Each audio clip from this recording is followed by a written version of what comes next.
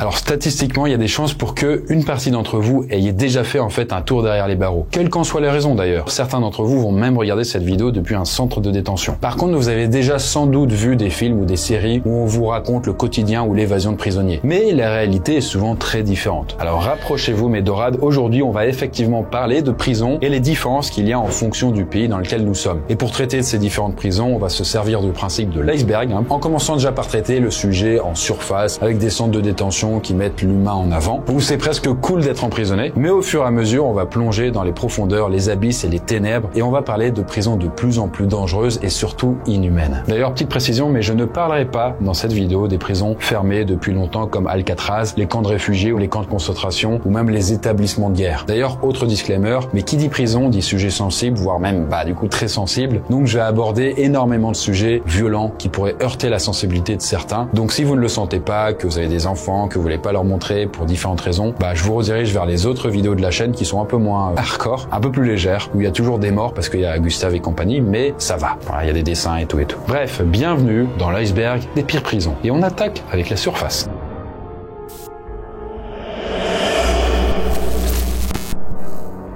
Aspuna. Alors pour commencer de façon très soft, parlons d'un des pays qui revient le plus souvent quand on parle de bonnes conditions au sens large et aussi en détention, la Suède. Et on illustre ça avec la prison d'Asptuna. Alors c'est une prison qui est clairement plus que champêtre, qui est ouverte et comme le titrait Le Monde il y a quelques années, dont on n'a même pas envie de s'évader. En fait c'est un centre de détention qui accueille aussi bien des détenus condamnés à 1 mois de prison que des condamnés à perpétuité pour meurtre. Voilà, il y a une grande amplitude. Et c'est un établissement dans lequel les détenus peuvent déambuler assez facilement, même s'ils doivent bien évidemment travailler, comme dans beaucoup de prisons. Et ils sont tous équipés d'un bracelet électronique à la cheville. En fait, les prisonniers peuvent également apprendre des métiers dans le but de trouver plus facilement un emploi une fois dehors. Bref, pour citer un directeur de service pénitentiaire français, les Suédois ont un régime qui favorise la responsabilisation du détenu avec plus d'autonomie de mouvement. Donc en gros, sur le papier, ça semble être une franche réussite. Et c'est vrai que ça donne envie. Bastogne. On reste en Europe du Nord et cette fois-ci on va en Norvège. Là, direction la petite île de Bastøy qui abrite la prison du même nom et qui se définit un petit peu comme la première prison humaine et écologique au monde. Mais alors, qu'est-ce que ça signifie concrètement? Eh bien, que tous les détenus bossent presque tous dans l'agriculture et dans la ferme qui se trouve dans l'enceinte de la prison. Tout ça dans le but de produire la majorité de la nourriture qu'ils consomment sur place. Et en plus de ça, les prisonniers vivent dans des chaumières en bois et au menu des activités, on retrouve promenade à cheval, tennis, pêche, ski de fond. Vraiment, est-ce que c'est une prison ou c'est un club med, quoi, du coup, c'est pas très bien compris. Alors, cette prison pourrait être résumée peut-être par les mots comme humanisme, transmission, écologie, responsabilisation. Donc voilà, des conditions qui donneraient presque envie de se faire emprisonner. Aranjuez. On fuit la prison en Espagne pour la prison d'Aranjuez qui se situe près de Madrid. Et là, l'un des principes de la prison, c'est de proposer des cellules familiales où des parents, tous deux emprisonnés, peuvent voir grandir leurs enfants jusqu'à l'âge de 3 ans. Là, les cellules en question font environ 15 mètres carrés. Elles proposent des décorations chaleureuses à base de couleurs pastel et de personnages de dessins animés. La prison possède aussi une crèche, une aire de jeu extérieure pour que les enfants soient le plus stimulés possible. Mais alors là, par contre, attention, tous les détenus ne sont bien sûr pas éligibles pour le programme. Par exemple, les pédophiles ou même les délinquants sexuels dans leur ensemble, c'est mort. Et pour ceux qui ont droit à une cellule familiale, il y a une sorte de période d'essai de plusieurs semaines. C'est un peu comme avoir un taf, quoi. En tout cas, plusieurs experts s'accordent à dire quand même que passer ses premières années derrière les barreaux est tout sauf idéal pour un enfant, même s'il est entouré de ses parents. En tout cas, sur le principe, tu peux en effet voir grandir ton enfant. Comme il grandit avec toi en prison, c'est pas forcément non plus l'idéal sur le long terme pour lui. HMP Adiwell. On est toujours en Europe et cette fois-ci on part en Écosse et précisément dans le village d'Adiwell entre Glasgow et Édimbourg. Et là, cette prison elle a été ouverte en 2018 et c'est l'une d'ailleurs des plus récentes de notre vidéo. Et elle a aussi sa petite particularité. En fait, Adiwell c'est considéré comme une prison d'apprentissage et où sur place on va demander aux détenus de réfléchir aux comportements et aux actes qui les ont conduits à se retrouver derrière les barreaux. Et en fait, à la manière de la majorité des prisons norvégiennes et suédoises, l'accent sera ici mis sur l'apprentissage, le développement des compétences et grâce entre autres à des détenus plus âgés, plus expérimentés et qui vont venir aider le personnel de la prison. Et tout ça, ça se fera à travers des cours, des programmes en tout genre, des activités sportives, des séances d'initiation ou même des services d'aide aux détenus. Donc ça a l'air effectivement très bienveillant. Onomichi. Pour terminer ce premier niveau, on file au pays du soleil levant avec la prison d'Onomichi. Et cette dernière a également une particularité car elle accueille plus d'une soixantaine de détenus âgés de 60 à 89 ans. Et là, beaucoup de choses sont faites pour eux, à commencer par la présence de déambulateurs ou encore les escaliers qui ont été remplacés par des rampes. En gros, vous voyez les petites pentes quoi. Néanmoins, c'est pas non plus une maison de repos. En fait, ils doivent quand même bosser 6 heures par jour à la place des 8 heures réglementaires. Mais ils font quand même des choses peu physiques, comme s'occuper du courrier, faire des lits ou même s'occuper du linge. Et en plus de ça, les gardiens de la prison sont formés aux soins pour les personnes âgées et certains ont carrément un diplôme d'aide-soignant et la prison possède aussi une petite clinique. En tout cas, les petits vieux doivent respecter les règles strictes imposées à tout le monde. Par exemple, ne pas discuter pendant les repas ou lors d'un travail, se prendre de plein fouet en fait les étés qui sont très chauds et sans clim et ils n'ont droit qu'à quelques heures de lecture et de télé autorisées par jour. En tout cas, vous l'avez compris, pour l'instant, on a le droit à des bonnes conditions qui donneraient presque envie, mais il est maintenant temps de passer sous la surface et où les choses sont un peu moins roses, notamment dans des prisons françaises.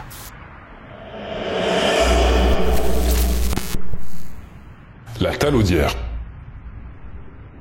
Alors pour débuter ce nouveau niveau, cocorico, là on file du côté de Saint-Étienne, qui, selon l'œil du 20h, qui est un programme de France Télé, est tout simplement la pire prison de France. Alors là vous me dites, mais pourquoi? Entre autres à cause de conditions de détention catastrophiques, qui sont un petit peu expliquées quand même par la vétusté et l'insalubrité des lieux. En même temps, il faut dire que l'établissement date de 1968, ça fait pratiquement 60 ans donc qu'il n'y a eu aucun chantier. Et donc, résultat, le taux d'humidité et les infiltrations d'eau ont explosé avec les années, même avec les décennies. Et pour ne rien arranger, comme pour beaucoup d'autres prisons françaises, il y a eu trop de détenus par rapport aux places prévues à la base.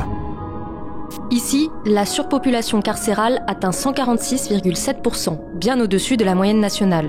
Dans les cellules dimensionnées pour 2 personnes, plusieurs détenus dorment au sol. Des pièces sombres de 9 mètres carrés, où les fenêtres dysfonctionnent quand elles n'ont pas parfois tout simplement plus de vitres. Et bien souvent, en guise de cloison pour les toilettes, un simple morceau de tissu. L'insalubrité s'invite jusque dans les douches collectives. Des câbles électriques pendent à nu au-dessus des cabines. Dans l'unité sanitaire de la prison, des excréments constellent les murs. Bref, sans surprise, ça devient un nid à maladie, c'est un repère aussi pour les bactéries et d'ailleurs selon certains témoignages d'ex-détenus, plusieurs ont même chopé la gale. Bref, l'établissement a l'air vraiment d'un autre temps. Le truc c'est que sa destruction supposée est sans cesse repoussée, c'est quand même pratique, même si c'est dégueu. Et d'ailleurs, selon l'aveu du personnel, il n'y a aucun travaux qui ne changerait réellement grand chose. Faut vraiment tout raser et reconstruire.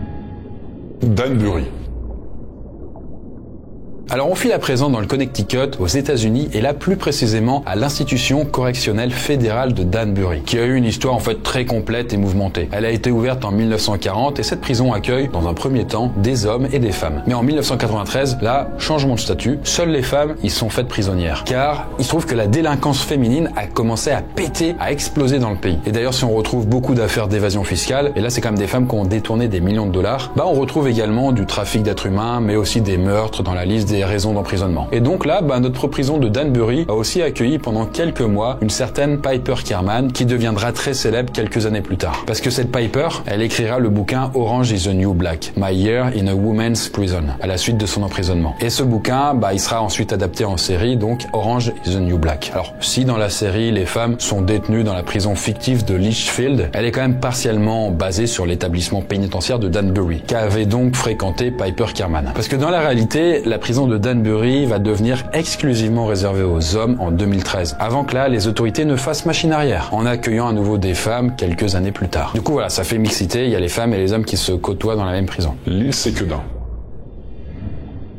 Cette fois-ci, direction le nord de la France avec la prison lilloise de Séquedin qui accueille entre autres une catégorie de prisonniers bien précise. En fait, tous les détenus là-dedans ont pris au moins 10 ans de tôle, ils en ont purgé la moitié et ils ont demandé une libération conditionnelle. Et donc pendant plusieurs semaines à Séquedin, ils vont passer entre les mains de plusieurs personnes pour voir si tout ça est envisageable. Mais on a quand même affaire à des détenus quand même très dangereux, avec des casiers assez lourds, comme des agressions sexuelles, des viols, des meurtres, voire plusieurs homicides. Vraiment, c'est pas le petit délit quoi. Et là pour le directeur du centre de détention et son équipe, le but c'est de faire la différence entre les discours sincères avec les vrais regrets, mais aussi les manipulateurs qui vont mentir dans le but d'avoir la conditionnelle et potentiellement passer à l'acte une nouvelle fois. C'est le cas de Balthazar qui, lors de son passage au centre d'évaluation de Fresnes, avait été jugé toujours dangereux. Il est l'un des plus anciens détenus de France, 44 ans derrière les barreaux, car il a été condamné à perpétuité alors qu'il avait encore 19 ans pour le meurtre de son patron. Après 12 ans de détention, on lui a accordé la conditionnelle, mais seulement 10 mois après sa libération, il tue son frère lors d'une dispute qui concerne l'héritage familial. Et il est alors à nouveau condamné à perpétuité. Et là, le rôle de cette unité de Séquedin est justement de faire en sorte que cette situation n'arrive pas en analysant ces dangereux détenus de la meilleure façon possible. Donc il y a des entretiens en face à face, des conversations téléphoniques épluchées, du courrier analysé, et toute la vie des détenus est passée au peigne fin. Et il y a aussi un œil attentif en permanence pour voir si les comportements pourraient venir contredire les paroles, un peu comme dans Esprit criminel quoi, et voir si la personne est pas en train de se barrer en couille. D'ailleurs, il y a certains profils qui font plus que froid dans le dos, comme par exemple celui d'un détenu qui a commis des actes pédophiles sur plus de 40 enfants, et où on a quand même retrouvé 350 000 photos et 6 000 vidéos sur son ordi lors de son arrestation. Ciudad Barrios.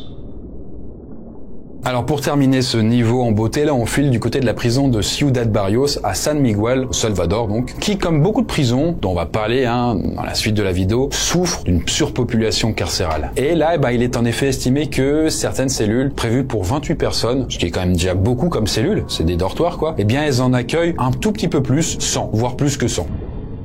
Et là-dedans, ils sont pas fait chier, ils ont juste fait un trou dans le sol pour que les gens puissent faire leurs besoins. Bref, outre la surpopulation, la prison de Ciudad Barrios est connue pour accueillir un type de prisonnier assez précis. En fait, ce sont les membres de la Mara Salvatrucha, plus connus sous le nom de MS-13. Alors il s'agit d'un gang qui a été fondé il y a une 50aine d'années à Los Angeles par des immigrés du Salvador. Et là, au programme de leur activité, on peut retrouver le blanchiment d'argent, le trafic d'armes, de drogue, mais aussi des meurtres en tout genre.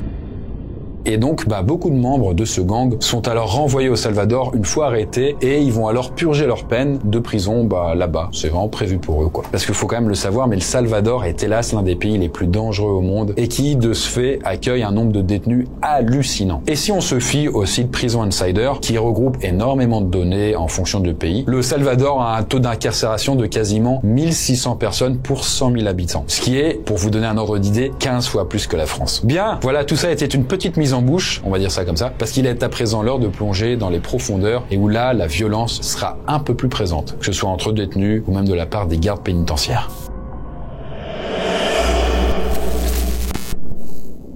Bomana. Alors là, nous entamons le 3e niveau en allant en Papouasie-Nouvelle-Guinée et plus précisément dans la prison de Bomana, qui se situe à peu près 10 km de Port Moresby, la capitale du pays. Alors déjà, comme vous pouvez le voir sur la photo, oubliez les cellules individuelles comme en France, là on a plutôt affaire à des dortoirs où on dort, mais directement sur le sol. En fait, Bomana, c'est simple, ça a été longtemps considéré comme l'une des prisons les plus dangereuses du monde, puisqu'on pouvait y trouver de l'évasion collective, des meurtres au sein même de la prison, et même des insurrections de tous les côtés. Construite dans les années 1960, la prison de Bomana abrite bon nombre de meurtriers, violeurs et membres de gangs, parfois les 4 à la fois. D'après le Crime Index, la Papouasie-Nouvelle-Guinée obtient le 2e indice de criminalité le plus élevé au monde. Dans les années 2000, la prison de Bomana était considérée comme le nid de l'enfer. Mais avec ses méthodes progressistes, le nouveau commandeur du nom de Kidi Keko est parvenu à ramener la paix et à littéralement réinventer le pénitencier tropical. En effet, on oublie le seau d'urine mélangé à du savon qui servait de cocktail de bienvenue. Et on dit bonjour à des méthodes plus humanistes, qui mettent l'accent sur les initiatives positives. Parce qu'en effet, que ce soit via l'agriculture, la cuisine ou même certaines libertés dans la prison, il se trouve que les tensions s'apaisent petit à petit depuis une petite décennie là. Après c'est quand même léger quoi. Parce que les conditions de vie et puis les détentions restent quand même compliquées et ça reste une prison pas ouf du tout. Mais les horreurs du passé ont quand même été un peu balayées. Par contre, et pour terminer sur la Papouasie-Nouvelle-Guinée, et comme le disait le témoignage, il faut savoir que c'est l'un des 3 pays au monde où le taux de criminalité est le plus élevé. Donc, la violence se répercute très souvent derrière les barreaux. Takumbu. Alors, pour continuer nos profondeurs, là, on file en Amérique du Sud, où on fait escale dans la capitale du Paraguay, Asunción. Je suis sûr que vous ne saviez pas que c'était ça. Et en tout cas, là se trouve la prison de Takumbu, dans laquelle vous n'avez vraiment pas envie de finir. Alors déjà là, on reprend notre petite histoire de surpopulation, mais on la pousse encore plus loin, parce qu'on estime que cette prison, qui est la plus grande du pays, tourne à plus de 600% de sa capacité théorique. Je savais même pas que c'était possible, quoi. D'ailleurs, récemment, en octobre 2023, la prison a connu une révolte, mais pas un petit truc de rien du tout. Parce que là, on estime que plusieurs centaines de détenus ont pris en otage des dizaines de personnes. Que ce soit d'autres prisonniers, des familles de détenus, venus leur rendre visite, ou même du personnel de la prison. Alors la révolte n'aura duré que quelques heures, mais ça aura coûté la vie à une dizaine de personnes. Et là, au niveau de la population carcérale de Takumbu, on retrouve énormément de membres de gangs, sachant que la prison elle-même est sous l'influence plus ou moins cachée d'un groupe criminel, donc la violence fait partie du quotidien pour eux. Et d'ailleurs, quelques semaines après cette petite révolte de rien du tout, eh bien Takumbu a vu du sang couler encore. Et là, la raison, c'était le transfert d'un chef de gang qui va tourner au fiasco et à l'escalade de la violence. Parce qu'il y aura une vingtaine de prisonniers et une quarantaine de forces de l'ordre qui seront blessés, en plus du décès de l'un des policiers et de 9 prisonniers. Bref, si vous avez prévu des vacances à Asunción, faites quand même attention à ce coin de la ville. Rikers Island. Alors bien sûr, pour un iceberg sur les prisons, je devais parler de Rikers Island. Il s'agit en fait de la plus grande prison de New York et la deuxième plus importante prison des États-Unis. Et elle est située sur une petite île en plein milieu de la ville. D'ailleurs, en parlant d'île, c'est dans un petit lieu comme celui-ci que flotte l'université du rêve qui s'appelle Noisuli, mais heureusement, il s'agit pas d'une prison. Ça n'a rien à voir. En tout cas, Rikers Island, au fil du temps, eh bien, elle a vu passer énormément de personnes entre ses murs. Par exemple, Tupac, Lil Wayne, mais également Dominique Strauss-Kahn, tout à fait, ou même Mark David Chapman, qui est donc l'homme qui avait tué John Lennon. Et même si ces prisonniers-là ont peut-être eu accès à des conditions spéciales, c'est pas du tout le cas de la majorité des détenus. En fait, la vétusté, c'est l'un des mots qui peut le mieux résumer cette prison, sachant qu'elle date d'il y a pratiquement 100 ans aujourd'hui. Mais aussi et surtout, la violence gangrène la prison et des dires de certains gardiens de prison, c'est pour eux une école de gladiateurs. En épluchant les témoignages d'ex-détenus, on se rend compte que c'est en réalité pas mal vrai. Faut vraiment imaginer que là-bas, les coups de couteau sont quotidiens et il est même pas rare de voir des adolescents se pendre tellement c'est compliqué à vivre pour eux. Mais il se trouve que certains gardiens participent également à ce climat de violence, en vendant par exemple des rasoirs aux prisonniers, tout en faisant pression sur leur famille. En tout cas, des dires de personnes qui bossent à la mairie de New York, eh bien la prison de Rikers est tout simplement un symbole de brutalité et d'inhumanité. Et où là-bas, quand t'es détenu, soit tu es prédateur, soit tu es une proie. Ça donne envie. En tout cas, même après leur sortie, la majorité des détenus sont complètement brisés psychologiquement, et même ceux qui avaient déjà fréquenté d'autres prisons du coin sont catégoriques, rien n'est pire que Rikers. D'ailleurs, le cas le plus malheureusement connu, c'est celui de Kalief Browder, qui était resté 3 ans à Rikers pour soi-disant un vol de sac à dos. Mais quand il est allé là-bas, il a complètement été détruit de son passage et il va finir par se suicider à 22 ans alors que ça faisait 2 ans qu'il était sorti de cette tôle. Bon, en tout cas, depuis de nombreuses années, la prison est censée être fermée et c'est l'objectif de 2027, mais hélas, il n'y a encore aucune certitude et on ne sait pas si ce sera faisable. Santa Maria Capua Vetere. Alors on retourne en Europe et là on va en Italie du côté de la prison de Santa Maria Capua Vetere. Et comme beaucoup de centres de détention italiens, cette prison elle a déjà été évoquée dans des affaires de violence et de surpopulation. Mais au début de l'année 2020, les choses vont monter d'un cran. Parce que cette fois-ci, c'est pas du côté des prisonniers qu'il faut regarder, parce que là il n'y a pas de gang, de risque avec les détenus, non. C'est plutôt du côté des surveillants. Parce que cette année-là, il y a un petit virus qui est venu foutre la merde partout dans le monde. Et cette prison, elle n'a pas été épargnée. Et là, la tension a alors commencé à monter. Parce que les détenus voulaient alors avoir des masques ou même des tests de dépistage. Et là, la réaction des surveillants, ça a été alors d'organiser une sorte d'expédition punitive et aller tabasser les prisonniers pour soi-disant éviter tout risque d'émeute. Et vu que tout ça a été filmé via des caméras de surveillance, ça a rapidement été diffusé partout dans le pays et ça a embrasé les foules. En gros, on a recensé des coups de poing, des coups de pied, des coups de matraque avec des détenus qui étaient au sol selon les caméras de sécurité. Et là, je te précise, c'est pas 5-6 gardiens de leur côté. En fait, les juges ont estimé qu'il y a eu pratiquement 300 gardiens qui s'étaient adonnés à ces différentes violences. Les 52 agents pour lesquels les juges avaient demandé des mesures de précaution ont été suspendus. Nous devons appliquer une condamnation plus forte pour les violences et les humiliations infligées aux détenus qui ne peuvent trouver ni justification ni excuse. Les images sont une offense et un outrage à la dignité des détenus et aussi à cet uniforme que chaque femme et chaque homme de la police pénitentiaire doit porter avec honneur, pour la tâche difficile, fondamentale et délicate qu'il est appelé à accomplir. Face à des faits d'une telle gravité, une condamnation en parole n'est pas suffisante, mais il est nécessaire d'agir pour comprendre et supprimer les causes. Et même un détenu qui était en fauteuil roulant n'a pas été épargné. En tout cas, il n'y a eu aucun blessé grave ni même de mort suite à ce petit débordement extrême. Et bien voilà, il est maintenant temps de plonger dans les grandes profondeurs où on va parler notamment d'une prison au Moyen-Orient sur laquelle Amnesty International alerte depuis des années, mais nous ferons aussi un petit tour dans les pires prisons d'Europe.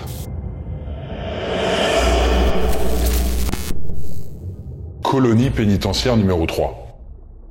Alors pour commencer ce niveau-là, on file dans un pays dont on n'a pas encore trop parlé, ou même pas du tout, en fait c'est la Russie. Alors vous le savez, la Russie avec les goulags, elle est pas trop mal dans les classements sur le côté très inhumain, mais nous allons cette fois-ci aller dans le nord glacial du pays, dans le district fédéral de l'Oural, pour parler de la colonie pénitentiaire numéro 3, qui comme vous pouvez le voir sur cette carte est vraiment paumée. Et sans surprise, en fait, cette position géographique en font l'un des pires endroits du système pénitentiaire fédéral russe. Déjà parce que les prisonniers doivent affronter des températures extrêmes, et d'ailleurs en effet si on se fie au témoignage, village, il n'y a aucun chauffage central, juste des petits trucs d'appoint qui sont loin de faire l'affaire. Et quand vous finissez dans des cellules d'isolement, vous pouvez complètement oublier l'idée d'avoir quelques degrés en plus. Et comme beaucoup de centres de détention de ce type, tout est fait pour briser l'esprit humain. Et dans la plupart des cas, avoir des informations. Et donc on va avoir de la paranoïa, de l'anxiété, de la dépression qui feront partie du quotidien pour les différents détenus. D'ailleurs, très récemment, cette colonie pénitentiaire a encore fait parler d'elle car elle est liée à un nom que vous connaissez peut-être, c'est celui d'Alexei Navalny. En fait, cet avocat et activiste était un petit peu l'un des grands opposants de Poutine depuis pas mal d'années. Et en décembre 2023, ça y est, il a été incarcéré dans la colonie. Et il se trouve que cet endroit sera malheureusement sa dernière résidence car il va décéder le 16 février 2024, officiellement du coup d'un problème de santé. Même si beaucoup de personnes dans le monde entier s'accordent à dire qu'on a voulu le faire taire, une fois pour toutes. Al-Ayer.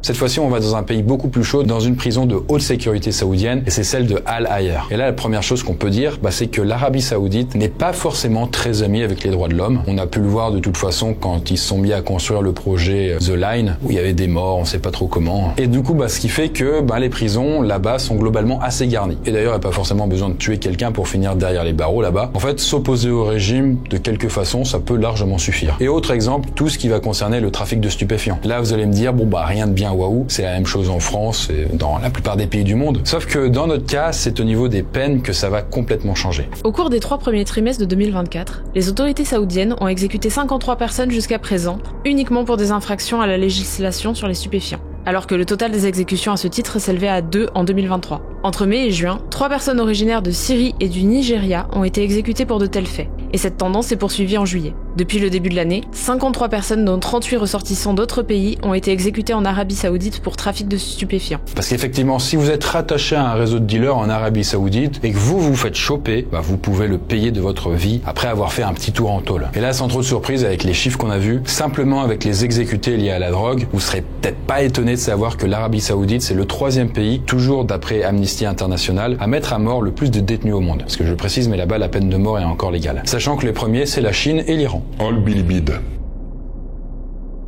Cette fois-ci, on pose nos valises dans la capitale des Philippines, Manille. Et là, déjà pour poser les bases, avec plus de 43 000 habitants au kilomètre carré. Alors regardez à Manille, si vous vous baladez dans la ville, ça peut ressembler à ça. Ou alors à ça. Bref, c'est bien garni aussi. Et bien sûr, ça se répercute au niveau des centres de détention. Déjà, la Manilla City Jail, qu'on connaît aussi sous le nom de Al-Bilibid, elle accueille beaucoup de prisonniers. En fait, beaucoup trop, Sachant que son taux d'occupation est d'environ 300%. Et tout ça est expliqué, entre autres, par le fait que le système philippin a une forte tendance à l'emprisonnement. Là-bas, ça peut aller très vite. D'ailleurs, même pour des délits mineurs, vous avez de grandes chances de finir derrière les barreaux. Et comme en Arabie Saoudite, la traque des trafiquants et des consommateurs de drogue est une priorité dans le pays. Et ce qui fait que ça a contribué à l'augmentation de la population carcérale dans le pays, qui est passée de 95 000 à plus de 165 000 en l'espace de quelques années. Et si on se fie aux dires de certains juges, sur l'ensemble des prisonniers en Philippines, 70% n'ont pas encore terminé leur procès. Normalement, c'est quand même beaucoup moins. Et qui dit surpopulation dit facilité de transmission de différentes maladies, à cause de la promiscuité des détenus ou même de la quasi-impossibilité de les isoler quand ils sont trop malades. Car il a la gale ou on sait pas trop quoi, tant pis, il reste avec les autres. Donc en début 2020, quand le Covid a mis son petit bout de nez un peu partout dans le monde, bien les détenus de cette prison ont malheureusement été en première ligne. Après, c'est un peu dur d'avoir des chiffres exacts, mais on peut estimer que, sans grand mal, quelques centaines de Philippins sont décédés lors de la pandémie mondiale. Et sans surprise, les Nations Unies se sont penchées sur le cas de cette prison, et là, le constat a été tout simple et alarmant. En fait, les détenus ne peuvent même pas s'allonger pour dormir, par manque d'espace. Et du coup, ce faisant, ils sont obligés de se servir du corps des autres personnes qui dorment comme d'oreiller. Voilà, du coup, ils se dorment dessus, Et lors des épisodes de canicule, on tombe dans des conditions de détention absolument infectes, là. En tout cas, si le gouvernement là-bas, il essaye un peu d'assouplir tout ça et d'envoyer moins de gens en tôle pour n'importe quelle raison, on est quand même assez loin d'un système carcéral aux petits oignons. Portsmouth. Alors direction cette fois-ci un continent dont j'ai pas encore parlé et c'est l'Afrique. Et cette fois-ci on va plutôt en Afrique du Sud dans la prison de Portsmouth qui est située dans la banlieue du Cap. Et pour rappel ou information d'ailleurs c'est un pays qui a subi l'apartheid pendant pratiquement 50 ans, à la fin du XXe siècle. Et pour résumer l'apartheid en quelques mots, en fait c'est un système très brutal et violent de ségrégation raciale et de discrimination. Où en fait les blancs qui avaient colonisé l'Afrique du Sud étaient un peu l'élite dans tous les sens du terme et toutes les personnes noires étaient vues en fait comme des gens qu'on pouvait exploiter dans tous les sens du terme, sans aucun remords. Et s'il y a bien une personne qui illustre bien l'apartheid, c'est Nelson Mandela, qui, avant de devenir président de l'Afrique du Sud, avait passé 27 ans en tôle. Et dont une partie, en fait, dans la prison qui nous intéresse ici, celle de Pollsmoor. Avec mes assistants, nous avons été profondément choqués par ce qu'on a vu pendant la visite. L'ampleur de la surpopulation, à plus de 300% de sa capacité, les conditions insalubres, les maladies, l'apparence physique émaciée des détenus et les conditions de vie globalement déplorables étaient profondément troublantes. Les cellules étaient sales, exiguës, les détenus partageaient de simples matelas, certains devaient même dormir à même le sol. Dans l'une des cellules, nous avons noté la présence de 60 détenus pour 24 lits. Et dans une autre, il n'y avait pas de drap sur les lits. Les toilettes que nous avons vues n'avaient pas de siège et les douches n'avaient pas de pommeau de douche. Aucune intimité n'était possible. Tellement c'est serré, en fait, il y a des dizaines de personnes par toilette et par douche, il y a une insalubrité extrême, il y a même des maladies plus ou moins graves qui se baladent, et Pollsmoor se traîne l'étiquette de la pire prison d'Afrique du Sud. D'ailleurs, il y a quelques années, les détenus ont même dû être évacués par milliers à cause d'une infestation de rats. Et il y a même un prisonnier qui le paiera de sa vie. Sans compter qu'en plus, Pollsmoor est gangréné par les gangs, ce qui explique la présence quasi constante de la violence entre les détenus. Piotrków. Pour terminer ces grandes profondeurs, faut que je vous parle d'un établissement qui est considéré comme l'une des pires prisons d'Europe. Là, il faut aller en Pologne, dans la prison de Piotrków. Vous voyez, c'est juste là en Pologne, et c'est l'une des plus récentes de les vidéos, même si, elle date un peu, mais elle a été construite en 2003. Là, qu'est-ce qu'on retrouve derrière les barreaux? Environ 700 personnes qui ont soit kidnappé, soit volé, soit tué des gens. Et on retrouve là globalement certains des pires criminels du pays, mais également d'Europe de l'Est, qui se sont donc rassemblés dans cette prison de haute sécurité qui n'a qu'un seul but, briser toutes les idées de rébellion, toute violence et globalement mater les détenus. Le programme est bien chargé, quoi. Mais à Piotrków, il y a surtout des gardes surentraînés et suréquipés, qui ont entre autres réussi à faire disparaître l'un des gangs les plus dangereux du pays. En tout cas, les prisonniers sont surveillés H24, il n'y a pas d'angle mort, aussi bien au niveau de la vidéo que du son. Bref, rien ne semble pouvoir échapper au personnel pénitentiaire. C'est vraiment une prison très contemporaine, quoi. Et comme dans toute prison de sécurité maximale qui se respecte, celle de Piotrków comporte des cellules d'isolement. Donc des cellules qui mesurent à peu près 2 mètres sur 2, c'est une cage à poules, quoi. Et là, les prisonniers qui y finissent ont les mains et les pieds attachés tout en étant munis d'une sorte de casque qui va alors leur bloquer la mâchoire et les empêcher de parler. Et vraiment, histoire de voir à quoi ça ressemble, un journaliste d'investigation qui a fait un reportage sur cette prison a voulu tester ça pendant juste quelques dizaines de minutes. J'ai perdu toute notion du temps. Je ne pouvais plus faire la distinction entre la réalité et l'imaginaire. Je suis sorti et lorsque je me suis tourné vers la caméra pour expliquer ce qui s'était passé, j'ai craqué. Chaque fois que je raconte l'histoire, j'ai encore un peu peur. Ça vous prive de votre personnalité. D'ailleurs, si vous voulez savoir plus qu'a fait ce journaliste qui s'appelle Paul Connolly, vous pouvez retrouver un épisode d'Inside the World's Toughest Prisons sur Netflix. Et cet épisode est dédié à cette prison-là, polonaise. Bien, à présent, de notre côté, il est temps de plonger dans les abysses et où là, nous allons voir des prisons qui s'en foutent royalement, mais vraiment, des droits de l'homme. Mais aussi des endroits où vous avez plus de chances de mourir si vous êtes en prison plutôt que dehors, libre.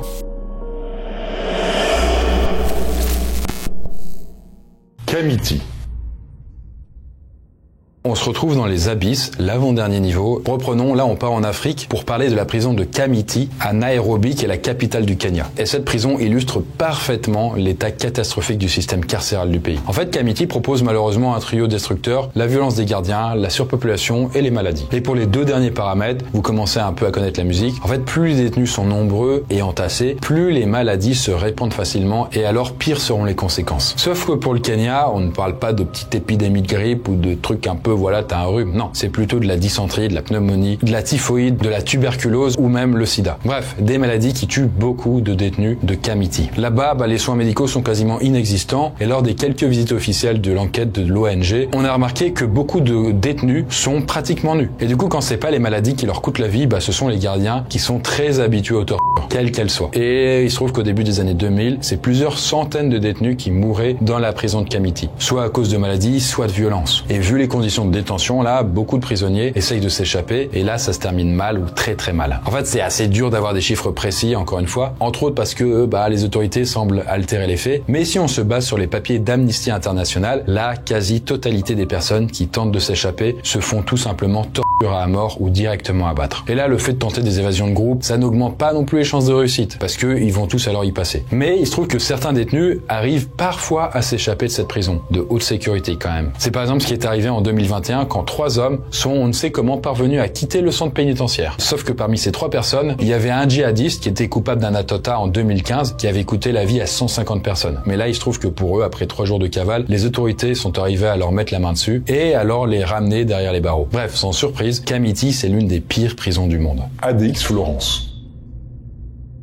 On retourne aux États-Unis, mais cette fois-ci pour la dernière fois de notre vidéo. Et direction l'ADX Florence, qui est une prison fédérale américaine de très haute sécurité, qu'on appelle également Supermax, et qui est située à Florence, dans le Colorado. Alors Florence des États-Unis, ça ressemble à ça, sachant que c'est pas la même Florence qu'en Italie, quoi, pas la même ambiance. Mais petit spoiler quand même, cette prison c'est la plus sûre des États-Unis. Et il se trouve que personne n'a pu s'échapper jusqu'à présent. Et peut-être que personne ne s'en échappera jamais. En fait, faut quand même se dire que la prison est équipée pour ça. Il y a des miradors, des caméras, plus de 1400 portes verrouillées électriquement, des détecteurs de pression en tout genre, même une souris ne passerait pas. Elles ont tenté, elles ont pas réussi. Et en plus de ça, la prison a été designée de sorte à ce que les prisonniers soient désorientés. C'est une sorte de labyrinthe. Ce qui fait qu'en fait, ils n'arrivent même pas à indiquer à des complices où ils pourraient se trouver dans la prison. Ce qui fait que si quelqu'un voulait rentrer dedans pour essayer de les sauver, que dalle quoi. Le gars se perdrait à son tour. Et du coup, l'une des particularités de cette prison, c'est qu'elle accueille certains des plus dangereux criminels du monde, comme par exemple El Chapo. J'avais fait une vidéo sur lui d'ailleurs à ce sujet. Mais autre particularité, les cellules minuscules dans lesquelles les détenus sont enfermés pendant 22 à 24 heures par jour. Il y a un lit en pierre, un bureau en pierre, une petite cabine de douche, pas en pierre cette fois-ci, mais il y a aussi une fenêtre qui est plus une meurtrière qu'autre chose. Bref, il y a vraiment pas de confort. Et d'ailleurs, si vous vous demandez si les droits de l'homme s'étaient respectés, honnêtement, pas trop, malgré le fait que ce soit la plus sûre au monde. Notre rapport explore l'impact physique et mental du confinement des prisonniers dans les cellules pendant 22 ou 24 heures par jour. Les conditions dans l'ADX Florence ont conduit certains prisonniers à s'automutiler ou à se suicider. Les prisonniers passent au minimum 12 mois en isolement avant de pouvoir prétendre à une réduction des restrictions liées à leur détention. Selon une étude produite par des avocats, les détenus passeraient 8,2 ans en détention à l'isolement. En septembre 2013, un prisonnier dont l'historique en termes de santé mentale était connu des autorités et n'ayant disposé de soins que de façon intermittente, s'est pendu dans sa cellule après avoir passé plus de 10 ans dans l'ADX. Il était frappé de symptômes psychotiques qui ont été ignorés les jours précédant sa mort. Alors bien sûr, les détenus n'ont pas accès à la télé, ni même au courrier, ou même à des coups de fil, ou même à des visites. En fait, les rares personnes qu'ils voient, ce sont les gardes qui parfois les escortent pour prendre l'air une petite heure, en prenant bien soin de les braquer avec une arme. Les détenus peuvent oublier tout espoir de parler entre eux. En fait, s'ils en font la demande, les détenus peuvent parfois avoir accès à un psychologue en visioconférence, mais il faut quand même attendre des mois, voire des années avant d'y accéder. Et sans trop de surprise là encore, comme l'illustre Amnesty International, c'est que les prisonniers ils finissent complètement brisés, mais psychologiquement. En tout cas, malgré tout, faut quand même pas oublier que quand on voit les ravages et les atrocités que ces détenus ont commis, si on se met dans la peau des familles des victimes, là peut-être qu'on se dirait que vivre dans de telles conditions est peut-être la moindre des choses. Mais ça c'est un autre débat. Modelo.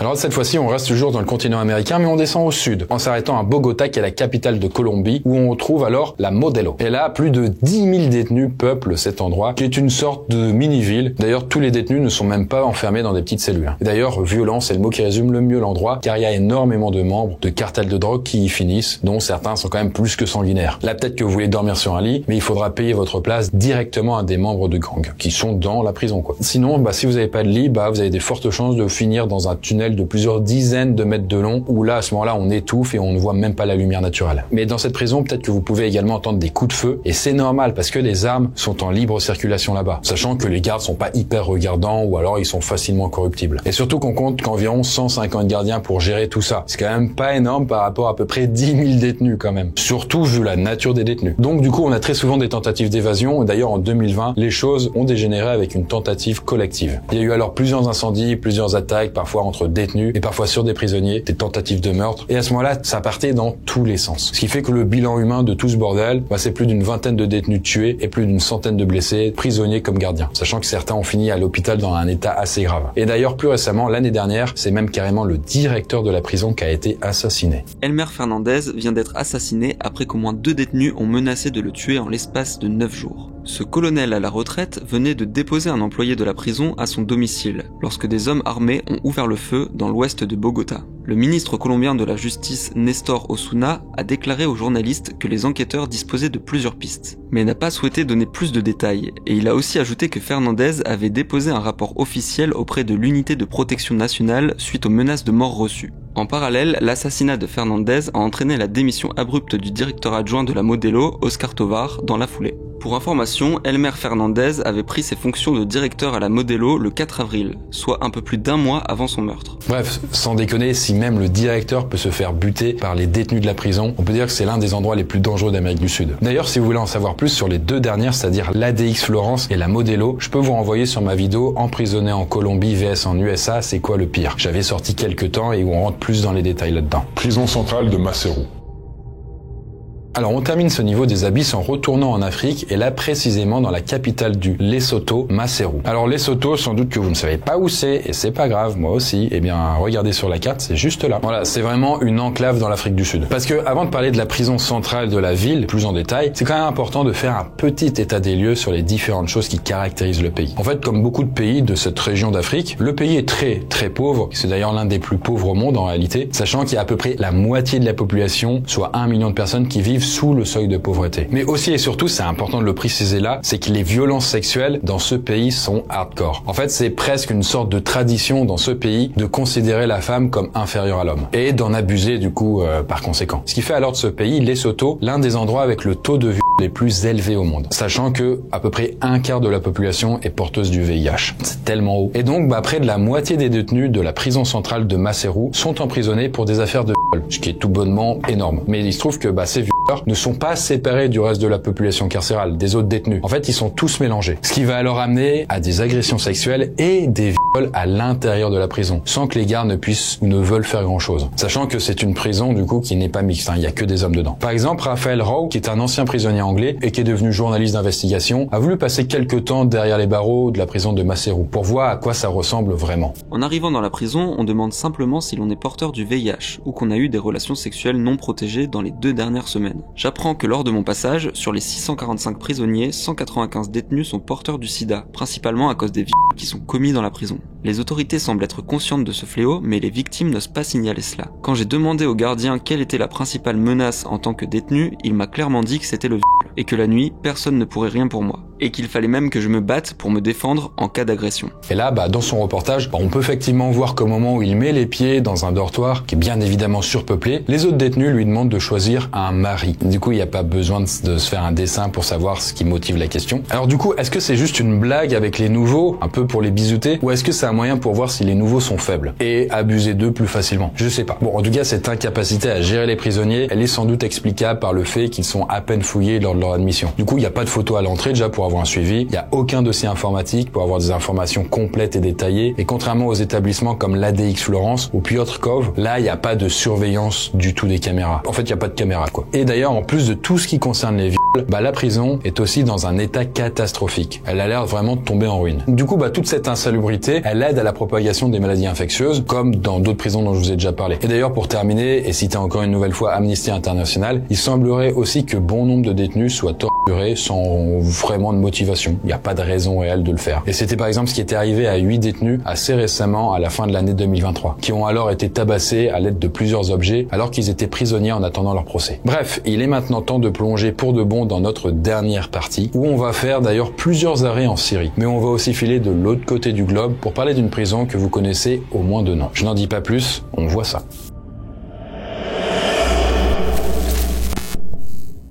Palmyre. Alors pour commencer ce dernier niveau, ce dernier palier, on retourne là au Moyen-Orient, mais là nous partons dans la prison de Palmyre qui se situe en Syrie, et plus précisément dans la ville de Tadmor. Et comme en fait beaucoup de prisons du Moyen-Orient, malheureusement, les droits de l'homme, c'est plutôt un mot assez vague chez eux. Et pour un petit peu mieux l'expliquer, il faut que je vous parle d'un événement en particulier qui fait froid dans le dos, et pour ça on va remonter aux années 1980. Parce que cette année-là, en juin précisément, Hafez al-Assad, donc le dictateur qui est à la tête du pays, reçoit le président du Mali. Et au cours de cette visite officielle, un membre des Frères musulmans, qui est une organisation considérée comme terroriste par pas mal de pays, tente d'assassiner le chef d'État syrien. Là, ce dernier va s'en sortir, mais il va alors décider de se venger au sens premier du terme, puisque dès le lendemain matin, il envoie son frère Rifat al-Assad et les brigades de défense du pays pour une offensive spéciale à la prison de Palmyre. Là, vous me dites, mais c'est quoi le rapport du coup? Pourquoi cette prison? Eh bien parce que beaucoup de détenus sont soupçonnés d'être liés ou indirectement liés aux Frères musulmans. Et là, le but de cette opération, c'est pas d'envoyer un message en tabassant ces détenus ou en les torturant Non, c'est beaucoup plus que ça, c'est juste un massacre qui va les attendre. Ils vont être alors fusillés, grenadés, voire même carrément mitraillés par des hélicoptères, et ça va être alors 1000 détenus qui vont être exécutés. Je suis arrivé un mois tout juste après le massacre de près d'1 millier de détenus politiques. Avec mes co-détenus, j'ai dû laver longuement les murs couverts de chair humaine et de cheveux, car les tueurs avaient tiré et lancé des grenades par des trappes situées au-dessus des cellules. Je n'ai pas pu commencer à nettoyer tout de suite, car j'étais trop abîmé par les précédentes tortures. Comme ils m'avaient arraché les ongles des pieds dans la prison précédente, je ne pouvais plus marcher. Alors bien évidemment, suite à tout ce massacre, il y a eu un énorme nettoyage, il y a eu une désinfection et qui a duré des semaines entières. Mais ça a quand même permis aux bactéries et aux maladies de se propager jusqu'à la gangrène qui a atteint plusieurs prisonniers qui étaient encore vivants. Sauf que ce massacre-là, c'était pas un fait isolé, loin de là. En réalité, que ce soit avant ou même après ça, les conditions de détention sont inhumaines là-bas. Il y a des tortures en tout genre, presque aucun accès à l'air libre et même des exécutions en masse. Bref, cette prison ressemble parfois plus à un camp d'extermination, tellement vraiment on est à un level qui est inimaginable. D'ailleurs, elle a fermé au début des années 2000, avant de rouvrir pendant la guerre civile syrienne au début des années 2010. Mais il faudra attendre encore quelques années, en mai 2015, pour voir la prison de Palmyre attaquée par l'État islamique, qu'ils vont d'ailleurs littéralement faire exploser pour la détruire. Et d'ailleurs, avant ça, ils prendront soin de filmer pour montrer au monde entier à quoi ressemblaient les conditions de détention inhumaines. En tout cas, dites-vous que 45 ans après ce massacre et 10 ans après la destruction de cette prison, certaines ONG essaient encore de dresser la liste complète des victimes. Camp de Guantanamo.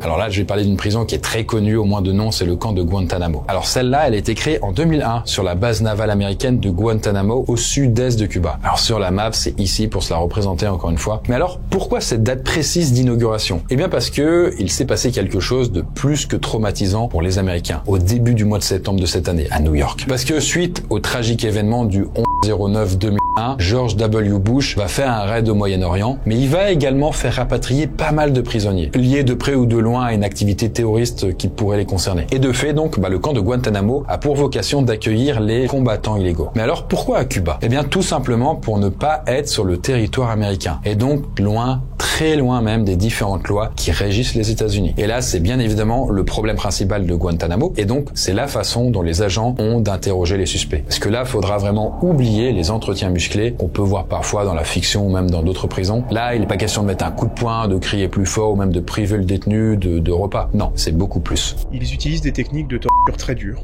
Ils vous empêchent de dormir pendant au moins 4 nuits de suite. Ils ne vous donnent quasiment qu'un biscuit à manger pour toute la journée. Ils vous font dormir dehors, sans couverture, dans le froid. Et pour certains détenus, c'est encore pire, avec des tortures à l'électricité et des coups. De mon côté, les interrogatoires ont porté sur mon passé et mes relations en Somalie. Il n'y avait que des soupçons et aucun dossier clair. Guantanamo Bay est comme l'enfer sur Terre. Et je ne me sens toujours pas normal. Mais je remercie Allah de m'avoir maintenu en vie et d'avoir fait que je ne souffre pas de désordres physiques et mentaux, comme plusieurs de mes amis. Mais les tortures, c'est un autre ex-détenu, Majid Khan, qui en parle. Et lui, il détaille les différentes sévices qu'il a subis pendant plusieurs années et qui ont été perpétrés par la CIA. Il a par exemple été suspendu par des chaînes pendant plusieurs jours d'affilée, nu et sans manger, mais il a également subi des lavements forcés, donc des trucs dans l'anus, tout en ayant eu des tubes et autres objets insérés de force justement par derrière. Et quand il a voulu entamer une grève de la faim, il a été nourri par une sonde et hydraté à l'aide d'un tuyau d'arrosage, toujours en passant par son anus. Là, au bout d'un moment, à force d'enchaîner les nuits sans sommeil, il a commencé à délirer et perdre la tête, jusqu'à finir par avoir des vaches et un lézard géant, ce qui était le moment où il avait un peu trop perdu la raison, quoi. En tout cas, de ces mots, et à chaque séance de torture, il disait à ses tortionnaires ce qu'il voulait entendre pour que les violences s'arrêtent. Sauf que plus il coopérait, et plus il parlait, et plus il était torturé. Bref, des actes inhumains à l'appel dont certaines autorités américaines ont reconnu l'existence. Là, très clairement, on n'est plus dans la théorie du complot. Bref, des méthodes d'interrogatoire qui violent tous les droits fondamentaux. À partir de 2004, des avocats saisissent la Cour suprême des États-Unis, donc là ça rigole pas, et là cette dernière se prononce en faveur de la possibilité pour les détenus de contester leur détention devant les cours américaines fédérales de justice. C'est un tout petit truc en plus. Bon, en tout cas, au fur et à mesure que les années passent, il y a de moins en moins de détenus qui seront enfermés et incarcérés, même si malheureusement le centre n'est pas fermé. Mais bon, en tout cas, les interrogatoires musclés se font directement dans les pays où les États-Unis traquent les terroristes, comme par exemple en Afghanistan, et où là ils peuvent faire leur petit truc sans être trop embêtés. Bref, en 2008, la Cour suprême donne le droit aux détenus de Guantanamo à l'habeas corpus. En fait, l'habeas corpus, c'est une notion juridique qui énonce qu'on ne peut pas être emprisonné sans jugement. Et donc là, depuis sa création, et selon les autorités américaines, environ 800 personnes ont été détenues à Guantanamo. Et en vrai, dans la plupart des cas, sans inculpation ni même jugement. Ce qui fait qu'en tout cas, à l'heure actuelle, en 2025, il resterait une quinzaine de personnes sur les lieux. Et là, même s'il y a des chances qu'ils ne subissent plus les tortures du passé, il y a quand même fort à parier qu'ils ne sont pas non plus dans des conditions optimales. Saïd Naya. Alors pour terminer cette partie et l'iceberg, et donc avec notre toute dernière prison, on retourne en Syrie, et cette fois-ci avec le fils d'Hafez al-Assad, dont j'avais déjà parlé, et là c'est un certain Bachar al-Assad, dictateur donc syrien, auquel j'ai consacré une vidéo complète il y a quelques temps. Si vous voulez la voir d'ailleurs, n'hésitez pas. Parce que là, si vous pensiez que le massacre de la prison de Palmyre était le summum de l'horreur dans ce pays, eh bien accrochez-vous parce que on peut aller encore plus loin. Alors déjà, pour commencer, le système de violence de Saïd Naya et de torture est assez similaire à celui de Palmyre. Et si une majorité des détenus sont quand même des adultes, il y a quand même des mineurs qui y vont et eux non plus ne sont pas épargnés. Par exemple, c'est le cas avec un gamin de 17 ans qui a été enfermé à Saïd Naya pendant plusieurs mois en 2014. Les soldats ont commencé à nous frapper dès qu'on a passé la porte de la prison. Pendant 5 jours, on était dans une cellule en sous-sol. C'était tellement sale, sans lumière. On était nus dans une cellule de 2 mètres sur 1,80. Quand ils apportaient à manger, ils mettaient la nourriture par terre et l'écrasaient avec leurs chaussures. Parfois, il y avait du sang et la nourriture était alors mélangée avec. On devait manger ça. Si on le faisait pas, on ne survivait pas. Quand je suis sorti de Saïd Naya, je ne pesais pas plus de 35 kilos. Bon, dans la liste des détenus, on retrouvera également des femmes et même des enfants qui sont encore plus jeunes que Mahmoud. Mais bon, les coups, ce n'est que la face visible de l'iceberg. C'est un mauvais jeu de mots. Car les bourreaux de la prison sont malheureusement très imaginatifs. Ça peut aller de la privation de nourriture, ou même d'eau, des électrocutions, des viols, des supplices de la roue, des tabassages avec l'aide d'une multitude d'objets, mais également des pendaisons ne menant pas forcément à la mort. Bref, c'est plus de 150 techniques de torture différentes qui ont été recensées par Amnesty International. Et d'ailleurs, quand ce n'est pas ces tortures qui tuent, ce sont les maladies, comme dans beaucoup d'autres prisons vétustes et surpeuplées qu'on a vues jusqu'à présent. Mais bon, en tout cas, ce qui tranche avec la majorité des prisons dont on a déjà parlé, c'est que là, toutes ces horreurs sont autorisées et même orchestrées par le gouvernement syrien, jusqu'aux plus hautes instances. Et d'ailleurs, pour les mises à mort par pendaison, par exemple, aucun détenu n'a été jugé dans un quelconque procès. Et d'ailleurs là, la pendaison, c'est la méthode d'exécution la plus utilisée. Et il y a même des jours attitrés, c'est généralement le lundi et le mercredi, au milieu de la nuit, pour pendre les détenus. Bref, en épluchant les témoignages, le rituel macabre était toujours le même. On disait aux détenus concernés qu'ils allaient être transférés dans une autre prison, mais en réalité, ils se font alors à ce moment-là tabasser avant de finir au bout d'une corde. Bref, ce sera des années de torture, de massacres et compagnie, sans que le monde en sache grand-chose, parce que les secrets seront très bien gardés derrière les murs de Saïd Naya. Et il faudra attendre le mois de décembre 2024, donc très récent, pour voir la prison de Saïd Naya fermée enfin. Parce qu'en vrai, elle a été complètement détruite par ceux qui ont renversé Bachar al-Assad. Mais lors de la libération massive des prisonniers, une majorité était coincée ici depuis 10-15 ans. Et avec un record assez glaçant d'ailleurs pour une personne qui venait de Jordanie et qui croupissait à Saïd Naya depuis pratiquement 40 ans. Et là, quand même, je le précise aussi, mais contrairement à beaucoup de prisons qu'on a vues précédemment où il y avait des raisons légitimes à enfermer ces personnes, là, à ce moment-là, les raisons de pourquoi ces gens croupissaient depuis peut-être 10-15 ans, c'est tout simplement parce qu'ils étaient contre le régime de Bachar al-Assad et qu'ils s'étaient opposés à lui d'une façon ou d'une autre. Bref, au moment où le monde entier a découvert cette prison, ils ont également découvert des cadavres qui ont été retrouvés là, plus ou moins décomposés, plus ou moins démembrés ou dissous dans l'acide. En tout cas, Amnesty International et d'autres ONG estiment qu'en l'espace de 7 ans, dans les années 2010, à peu près 30 000 personnes ont perdu la vie à Saïd Naya. Bref, peut-être tout simplement la quintessence de ce que la dictature syrienne a pu faire de pire dans l'histoire récente de l'humanité. Et bien voilà, j'espère en tout cas que ce nouvel iceberg vous a plu, qu'il vous aura permis d'apprendre plein de choses fascinantes et merveilleuses sur ce que l'humanité peut proposer de mieux. Si vous avez déjà eu l'occasion, vous, de passer derrière les barreaux, que vous voulez relater votre expérience, vous pouvez le faire en commentaire, ça peut toujours être enrichissant. Mais en tout cas, si vous êtes encore là, et que peut-être la nuit, il vous arrive de rêver, et notamment de rêver ou de cauchemarder que vous êtes emprisonné, eh bien sachez que ça peut avoir plusieurs significations. Alors ça peut par exemple symboliser un sentiment d'oppression ou même de restriction dans votre vie de tous les jours, mais ça peut aussi être un reflet de vos peurs ou même de vos angoisses. Dans d'autres cas, ça peut aussi mettre en lumière un sentiment de culpabilité par rapport à une action que vous avez vraiment effectuée. Donc n'hésitez pas à penser à ça si ça vous arrive. Et quant à moi, je vous dis à la prochaine vidéo.